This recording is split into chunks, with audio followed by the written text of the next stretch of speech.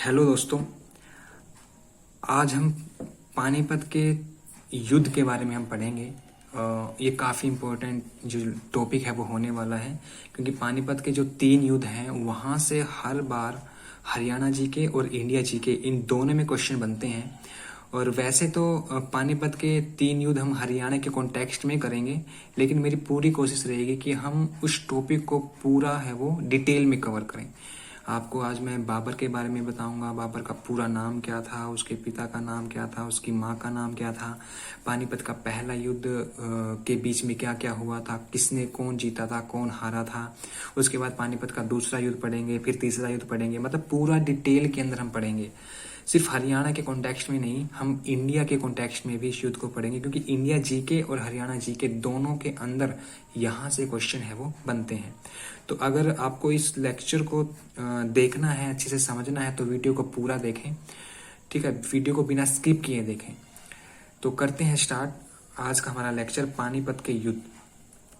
ये तो हम सभी जानते हैं कि पानीपत का युद्ध बाबर और इब्राहिम लोदी के बीच में हुआ था, और इसमें बाबर है वो इब्राहिम लोदी को हरा देता है। लेकिन बाबर का इतिहास क्या था, बाबर कौन था, कहाँ से आया था, ये कोई नहीं जानता, या बच्चे मतलब इसको पढ़ते नहीं है, बस ऊपर ऊपर से जो क्वेश्चन है उसको रट लेते हैं। तो आज हम पूरा कंसेप्ट करेंगे बाबर के बारे में। तो बाबर कौन था? तो बाबर की अगर हम बात करें, बाबर उसका शॉर्ट नेम था। बाबर का पूरा नाम क्या था? मोहम्मद जहुरुद्दीन बाबर उसका पूरा नाम था। बाबर का पूरा नाम मोहम्मद जहुरुद्दीन बाबर था। बाबर के पिता का नाम उमर शेख मिर्जा हुआ करता था, और बाबर की जो माँ का नाम है वो कुतुल निगार खातम हुआ करता था। ठीक है, ये बाबर की माँ का नाम था। अगर हम बात करें बाबर की, तो बाबर पिता की ओर से तो बाबर तैमूर वंश का था, जबकि माँ की ओर से वो चंगेज खां का वंशज है वो माना जाता था। बाबर का जन्म कब हुआ? बाबर का जन्म 14 फरवरी 1483 को बाबर का जन्म है वो फरंगना के अंदर हुआ था। फरंगना कहाँ पर रहेगा? मध्य एशिया का एक देश है वो रहेगा फरंगना के अंदर। बाबर का वो जन्म है वो होता है। कहाँ होता है? 14 फरवरी 1483 को फरंगना मध्य एशिया के अंदर इसका जन्म है वो हुआ था। और 14 फरवरी से रिलेटेड कई चीजें हम याद कर सकते हैं। 14 फरवरी एक तो बाबर का जन्मदिन है। 14 फरवरी को ही सुषमा स्वराज जो हमारी बाला से विधायक रह चुकी हैं, विदेश मंत्री भी रह चुकी हैं, राज्य मंत्री, कैबिनेट मंत्री रह चुकी हैं, उनका जन्मदिन भी 14 फरवरी को आता है। इसके अलावा अकबर का जो राज्याभिषेक हुआ था 14 फरवरी को, ठीक है, वो भी कलन और पंजाब के अंदर हुआ था। पुलवामा अटैक कहाँ वो कब हुआ था? 14 फरवरी को हुआ था, और 14 फरवरी को ही हम वैलेंटाइन डे है वो मनाते हैं। तो 14 फरवरी से 3-4 क्वेश्चन हम इंडिया जीके के याद कर सकते हैं। तो 14 फरवरी 1483 को फरंगना मध्य एशिया के अंदर इसका जन्म हुआ था। पिता की मृत्यु के बाद मात्र 11 वर्ष की आयु में बाबर है वो राजा बना था 1494 के अंदर। तो अपने पिता की मृत्यु के बाद 1494 में बाबर है वो कहाँ पर बैठा था? गद्दी पर बैठा था। 1497 में इसने समरकंद को जीतने का काम किया था, और समरकंद को इसने महज 100 दिन के लिए जीत लिया था। 1504 में बाबर ने काबुल और गजनी को जीतने का काम किया। बाबर ने काबुल और गजनी को जीता। लेकिन बाबर का भारत में पहला अभियान कौन सा था? कई बच्चे कंफ्यूज हो जाते हैं कि बाबर ने 1526 में पानीपत के युद्ध को जीतने के बाद पानीपत के युद्ध को जीतकर ही जीतने वाला जो युद्ध था उसी को ही बाबर का पहला अभियान मानते हैं, लेकिन ये गलत है। बाबर का पानीपत का पहला युद्ध वो बाबर का पहला अभियान नहीं था। तो बाबर का भारत में पहला अभियान कौन सा था? पानीपत का पहला युद्ध भारत में बाबर का पहला अभियान नहीं था। बाबर भारत का पहुंचा था 1519 के अंदर। तो 1519 में बाबर भारत पहुंचा था, और उसने इस भारत में बाजौर और भेरा को जीतने का काम किया। ये 2 जगह थी, इन दोनों को जीतने का उसने काम किया। उसके बाद 1520 में उसने बाजौर को दोबारा से जीता, और सियालकोट जो पंजाब के अंदर था उसको भी जीतने का इसने क्या किया था? काम है वो किया था। उसके बाद 1526 के अंदर बाबर कहाँ पहुंचता है? बाबर पानीपत हरियाणा में पहुंचता है, और पानीपत का पहला युद्ध वो लड़ता है दिल्ली के सुल्तान इब्राहिम लोदी के साथ। ठीक है, पानीपत का युद्ध पढ़ने से पहले मैं इब्राहिम लोदी के बारे में आपको थोड़ा सा डिटेल में बताना चाहूँगा। इब्राहिम लोदी कौन था? इब्राहिम लोदी की अगर हम बात करें, इब्राहिम लोदी ये लोदी वंश का अंतिम राजा हुआ करता था। ये लोधी वंश का अंतिम राजा था। इसका शासनकाल 1517 से 1526 तक इसका शासनकाल रहेगा। ये एक निरंकुश और जनता के द्वारा अप्रिय शासक है वो हुआ करता था, मतलब जनता इसको ज्यादा पसंद नहीं करती थी और ये काफी निरंकुश था, जनता इसको पसंद नहीं करती थी। तो अगर हम इब्राहिम लोदी की अगर हम बात करें, 1517 और 1518 में इसने एक खातोली का युद्ध लड़ा था, किसके साथ? राणा सांगा के साथ। और इस युद्ध में राणा सांगा इब्राहिम लोदी को हरा देता है। इस युद्ध को राणा सांगा जीत लेता है, इब्राहिम लोदी इस युद्ध में हार जाता है। भारत पर आक्रमण करने के लिए बाबर को किसने आमंत्रित किया था? ये क्वेश्चन कई बार एग्जामों का हिस्सा रह चुका है इंडिया जीके के हिसाब से, कि बाबर को भारत पर आक्रमण करने के लिए उकसाया किसने था? तो दौलत खान लोदी, ये चाचा हुआ करता था इब्राहिम लोदी का, आलम खां और राणा सांगा, इन तीनों ने मिलकर, ऐसा बोलते हैं इन तीनों ने मिलकर बाबर को उकसाया था कि वो भारत में आए और दिल्ली पर क्या करे? आक्रमण है वो करें। ठीक है, अब पढ़ते हैं पानीपत का पहला युद्ध। तो पानीपत का पहला युद्ध, अगर एग्जैक्ट डेट की अगर हम बात करें, कई बार डेट पूछ ली जाती है एग्जाम के अंदर, तो 21 अप्रैल 1526 को पानीपत का पहला युद्ध है वो लड़ा गया था। ये जो युद्ध है वो इब्राहिम लोदी और बाबर की सेना के बीच में ये युद्ध है वो लड़ा गया था।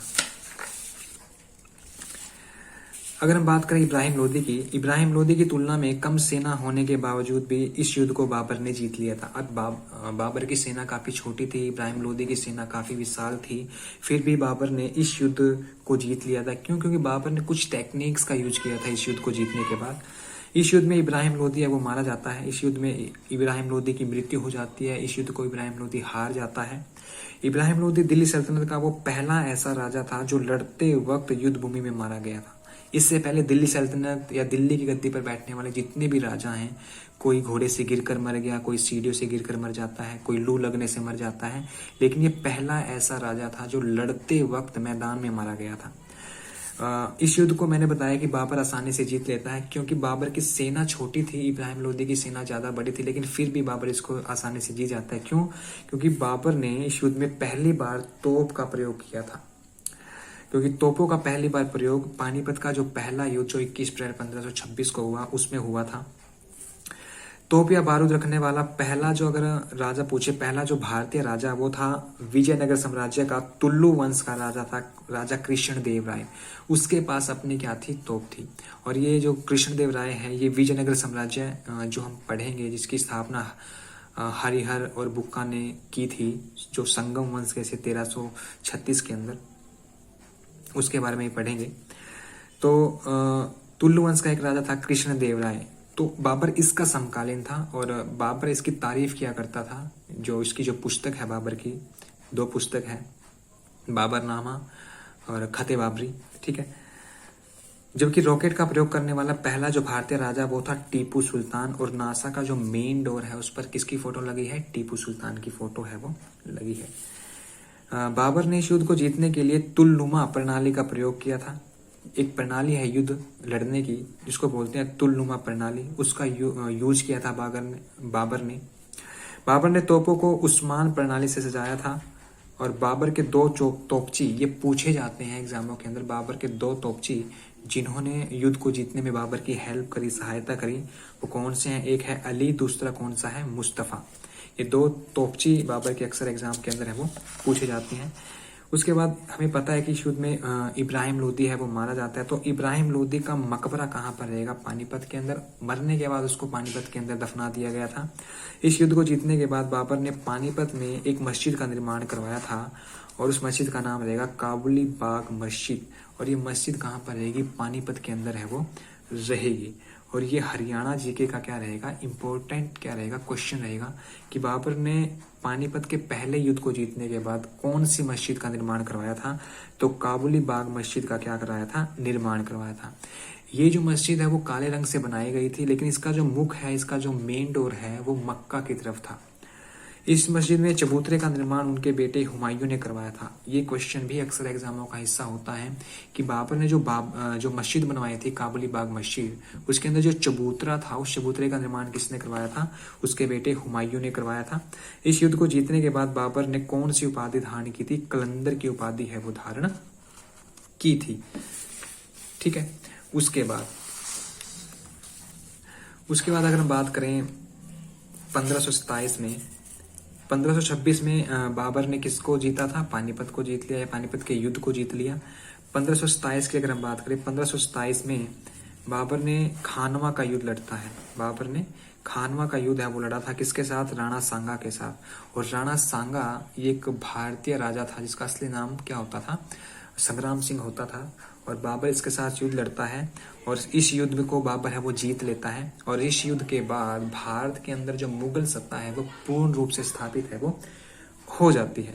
उसके बाद 1528 में बाबर ने चंदेरी का युद्ध लड़ा था, एक राजपूत राजा होता था मेदिनी राय के साथ, ठीक है।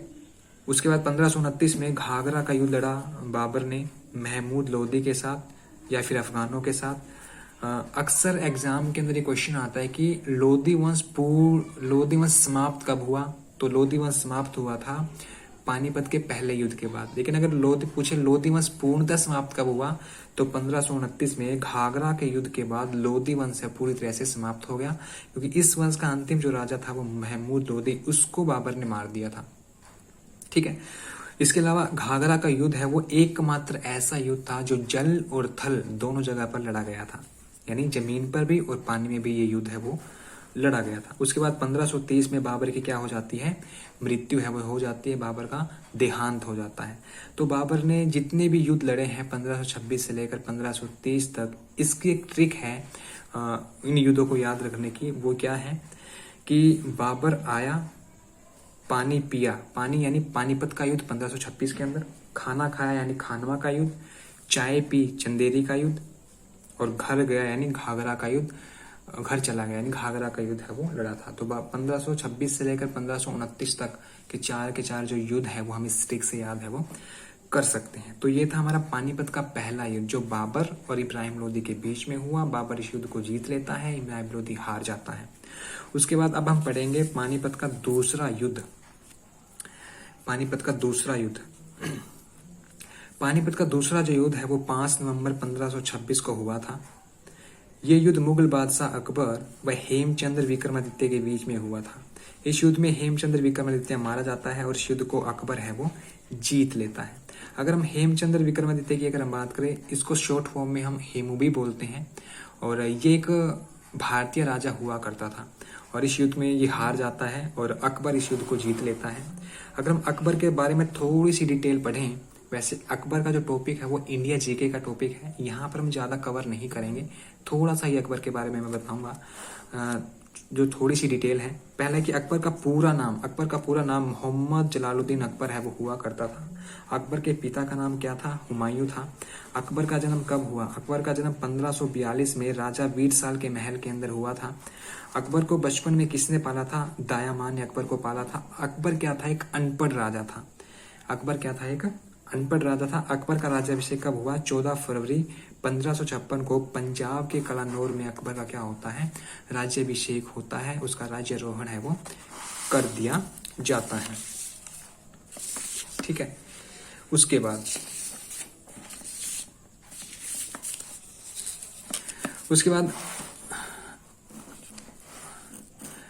अकबर की मृत्यु कब होती है? उसके बाद अकबर की मृत्यु होती है 1605 के अंदर। अब मैं डायरेक्ट ज़्यादा डिटेल में नहीं जाऊंगा अकबर की, क्योंकि इंडिया जीके का टॉपिक है और इसको हम इंडिया जीके के अंदर है वो कवर करेंगे। हम हरियाणा के कॉन्टेक्स्ट में पढ़ रहे हैं पानीपत का दूसरा युद्ध, ठीक है। तो अकबर की मृत्यु 1605 में हुई थी। अकबर के पुत्र कौन से थे? अकबर का पुत्र था जहांगीर, और जहांगीर के बचपन का नाम कई बार एग्जामों में पूछ लिया जाता है सलीम। अकबर का मकबरा कहाँ रहेगा? अकबर का मकबरा रहेगा सिकंदरा में। इसकी पत्नी का नाम हरकाबाई हुआ करता था। हम फिल्मों में देखते हैं अकबर की पत्नी का नाम जोधा होता था, जोधा अकबर हम सुनते हैं, लेकिन अकबर की पत्नी का नाम हरकाबाई था। जोधाबाई ये जहांगीर की पत्नी हुआ करती थी, ठीक है। उसके बाद थोड़ा सा हम पढ़ लेते हैं हेमचंद्र विक्रमादित्य के बारे में कि जिन्होंने पानीपत का दूसरा युद्ध अकबर के साथ लड़ा था। हेमचंद्र विक्रमादित्य ये रेवाड़ी से संबंधित था, रेवाड़ी का रहने वाला था, और ये शुरुआत में एक राजा ना होकर एक नमक व्यापारी हुआ करता था, नमक बेचा करता था। और ऐसा बोलते हैं कि ये इतना चालाक था कि नमक व्यापारी होते हुए ये दिल्ली का सम्राट है वो बन जाता है, दिल्ली का बादशाह बन जाता है। और इसने अपने जीवन के अंदर 22 लड़ाइयाँ लड़ी थी और ये एक बार भी हारा नहीं था। हेमू ने 7 अक्टूबर 1556 को मुगल सेना नायक तारेदी बेग को हराकर दिल्ली पर क्या कर लिया था, अधिकार कर लिया था। ठीक है, तो दिल्ली पर इसने जो मुगल सेना नायक बैठा हुआ था, मुगलों का एक सेनापति था, उसको हराया था। और उसके बाद दिल्ली की गद्दी पर बैठने वाला अंतिम जो हिंदू राजा वो कौन सा था, हेमचंद्र विक्रमादित्य। तो ये अंतिम हिंदू सम्राट था जो दिल्ली की गद्दी पर बैठा था। उसके बाद हेमू की आंख में तीर लगने के कारण वह बेहोश होकर गिर पड़ा और उसे बंदी बना लिया गया और बैरम खान ने उसका सर कलम कर दिया। हेमू के सिर को काबुल भिजवा दिया गया और उसके धड़ को दिल्ली में आम प्रदर्शन के लिए रखा गया, क्योंकि जब युद्ध चला होता है तो जो तीर है वो हेमू की आंख में लग जाता है। आंख में तीर लगने की वजह से हेमू अपने हाथी से नीचे गिर जाता है और उसके बाद उसके जो अकबर के जो सैनिक है उसको पकड़ लेते हैं और बैरम खां उसका क्या कर देता है, जो सिर है वो धड़ से अलग है वो कर देता है। तो ये था पानीपत का दूसरा युद्ध जो अकबर और हेमचंद्र विक्रमादित्य के बीच में हुआ था और इस युद्ध को अकबर ने जीत लिया था बैरम खां के नेतृत्व में। कब हुआ था, 5 नवंबर 1556 को। आज आगे हम पढ़ेंगे पानीपत का तीसरा युद्ध। पानीपत का तीसरा युद्ध, ये जो युद्ध है वो 14 जनवरी 1761 को लड़ा गया था। ये युद्ध अहमद शाह अब्दाली या अहमद शाह दुर्रानी व मराठा सरदार सदाशिवराव भाऊ के बीच में ये युद्ध है वो लड़ा गया था। ये युद्ध कौन जीतता है, ये युद्ध अहमद शाह अब्दाली है वो जीत लेता है और इस युद्ध में मराठे हैं वो हार जाते हैं, बुरी तरह मराठे हार जाते हैं। और अगर हम बात करें मराठों की ओर से, जो इस युद्ध में तोपखाना विभाग का जो नेतृत्व है वो किसने किया था, वो किया था इब्राहिम गारदी ने तोपखाना विभाग का नेतृत्व है वो किया था। ये जो युद्ध है वो पानीपत में कालाअंब नामक स्थान पर लड़ा गया था और इस युद्ध को हारने के बाद मराठा शक्ति लगभग पूरी तरह से मराठा शक्ति है वो खत्म हो गई थी, उनका पतन हो गया था। ऐसा बोलते हैं कि जिस स्थान पर यह युद्ध लड़ा गया वहां पर इतनी भयंकर मारकाट हुई थी कि जो खून है उस वहां पर जो आम का पेड़ था उसके अंदर चला गया था और जब उस आम के पेड़ को काटा गया तो वहां का जो खून है वो लाल रंग का खून उस पेड़ से निकला था। ठीक है, तो ये कहां पर हुआ था, पानीपत के अंदर। कब हुआ था, 14 जनवरी 1761 के अंदर। इस युद्ध को किसने जीता था, अहमद शाह अब्दाली ने जीता था। ठीक है, इस युद्ध के बाद मराठा सरदार मंगल रघुनाथ ने पानीपत में देवी के तालाब शिव मंदिर का निर्माण है करवाया था। ये अक्सर एग्जामों का हिस्सा ये क्वेश्चन रहता है कि देवी का तालाब कहाँ पर है, पानीपत के अंदर है। किसने बनवाया था, मराठा सरदार मंगल रघुनाथ ने बनवाया था पानीपत के तीसरे युद्ध के बाद। ठीक है, तो ये था पानीपत का तीसरा युद्ध। अब हम करेंगे HHSC द्वारा पूछे गए इंपॉर्टेंट क्वेश्चन जो अक्सर एग्जामों का हिस्सा है वो रहे हैं कि पानीपत का पहला युद्ध कब हुआ था, 21 अप्रैल 1526 को। ये जस्ट एक रिवीजन है कि हमने अभी क्या पढ़ा है, उसका रिवीजन है। आप भी अपने ब्रेन के अंदर क्वेश्चन को सोचिए और आंसर देने की क्या करें, कोशिश करें। तो पानीपत का पहला जो युद्ध है वो 21 अप्रैल 1526 को बाबर व इब्राहिम लोदी के बीच में हुआ था। पानीपत का दूसरा युद्ध कब हुआ, 5 नवंबर 1526 को अकबर व हेमू के बीच में हुआ था। तीसरा जो क्वेश्चन है वो है पानीपत का तीसरा युद्ध कब हुआ। पानीपत का तीसरा युद्ध 14 जनवरी 1761 को मराठों व अहमद शाह अब्दाली के बीच में हुआ। पहले युद्ध को बाबर ने जीत लिया, दूसरे युद्ध को अकबर ने जीत लिया, तीसरे युद्ध को अहमद शाह अब्दाली ने जीत लिया।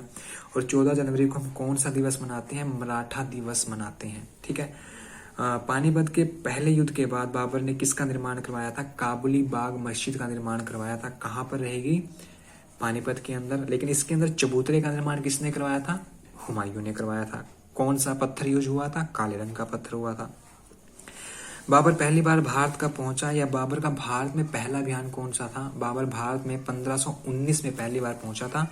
और बाबर का भारत में पहला अभियान क्या था, उसने 1519 में बाजोर और भेरा को जीतने का क्या किया था, काम है वो किया था। उसके बाद अगला जो क्वेश्चन है वो है कि 1527 में किसने बाबर से युद्ध लड़ा था। तो राणा सांगा से बाबर ने 1527 में खानवा का युद्ध लड़ा था और ये युद्ध है वो बाबर जीत लेता है। राणा सांगा वैसे एक शक्तिशाली राजा हुआ करता था, लेकिन बाबर ने इसको हरा दिया था। उसके बाद अगला जो क्वेश्चन है वो है हरियाणा का नेपोलियन किसे कहा जाता है? हरियाणा का नेपोलियन हेमचंद्र विक्रमादित्य को कहा जाता है। और हेमचंद्र विक्रमादित्य ये अंतिम हिंदू सम्राट था जो दिल्ली की गद्दी पर बैठा था, और अंतिम विक्रमादित्य भी था। ठीक है, अगर हम भारत में कुल 14 विक्रमादित्य हुए। पहला जो विक्रमादित्य था चंद्रगुप्त विक्रमादित्य, और जो 14वां जो विक्रमादित्य था वो था हेमचंद्र विक्रमादित्य। ठीक है, ये तो था हरियाणा का नेपोलियन। अगर पूछे भारत का नेपोलियन तो समुद्रगुप्त को बोलते हैं। अगर पूछे ईरान का नेपोलियन तो नादिर शाह को बोलते हैं। ठीक है, अगर वैसे नेपोलियन का पूरा नाम नेपोलियन बोनापार्ट था। उसका संबंध फ्रांस से रहेगा। उसका अंतिम जो युद्ध है वो 1814 का वाटरलू का युद्ध होता है, और 1804 में वो फ्रांस की गद्दी पर बैठा था। इब्राहिम लोदी का शासनकाल कब से कब तक था? तो 1517 से लेकर 1526 तक ये लोदी वंश का सबसे अंतिम का राजा था, और ये एक निरंकुश और जनता के द्वारा अप्रिय राजा हुआ करता था। उसके बाद युद्ध भूमि पर मरने वाला दिल्ली सल्तनत का पहला राजा कौन था? वो था इब्राहिम लोदी। ये युद्ध भूमि में मरने वाला दिल्ली सल्तनत का पहला राजा है वो हुआ करता था। इब्राहिम लोदी का मकबरा कहाँ रहेगा? पानीपत के अंदर। ये क्वेश्चन काफी हद तक एग्जामों के अंदर पूछा जाता है। इब्राहिम लोदी का मकबरा कहाँ पर रहेगा? पानीपत के अंदर। बाबर का मकबरा कहाँ पर रहेगा? बाबर की मृत्यु 1530 में हुई थी, लेकिन पहले उसको पानीपत में दफनाया गया था, लेकिन बाद में उसको काबुल है वो दोबारा दफनाया गया। तो ये क्वेश्चन पूछ लिया जाता है कई बार कि ऐसा कौन सा मुगल बादशाह है जिसको 2 बार दफनाया गया? तो बाबर को 2 बार दफनाया गया, एक बार भारत के अंदर, एक बार पानीपत में, सॉरी काबुल के अंदर। दूसरा है पानीपत के तीसरे युद्ध में मराठों का नेतृत्व किसने किया था? तो पानीपत का तीसरा युद्ध जो 14 जनवरी 1761 को लड़ा गया था, उसमें मराठा सरदार सदाशिवराव भाऊ ने मराठों का नेतृत्व किया था। देवी का तालाब जो शिव मंदिर वो कहाँ पर है? वो पानीपत में है। किसने बनवाया था? मंगल रघुनाथ ने बनवाया था। तो ये था आज का लेक्चर। आई होप ये जो लेक्चर है वो आपको अच्छा लगा होगा, पसंद आया होगा, और काफ़ी नॉलेज आपको यहाँ से मिली होगी। बहुत सारे टॉपिक आपके क्लियर हो गए होंगे, चाहे वो बाबर का टॉपिक है, चाहे वो अकबर का है, चाहे वो हेमचंद्र विक्रमादित्य है, इब्राहिम लोदी। थोड़ा सा बेस आपका बन गया होगा। तो मैं उम्मीद करता हूँ कि ये वीडियो आपको जरूर अच्छी लगी होगी। अगर ये वीडियो आपको अच्छी लगी है तो प्लीज़ आप इसको लाइक करें, कमेंट करें, शेयर करें, और चैनल को सब्सक्राइब जरूर करें, क्योंकि आपके एक लाइक से मेरा मोटिवेशन बढ़ता है।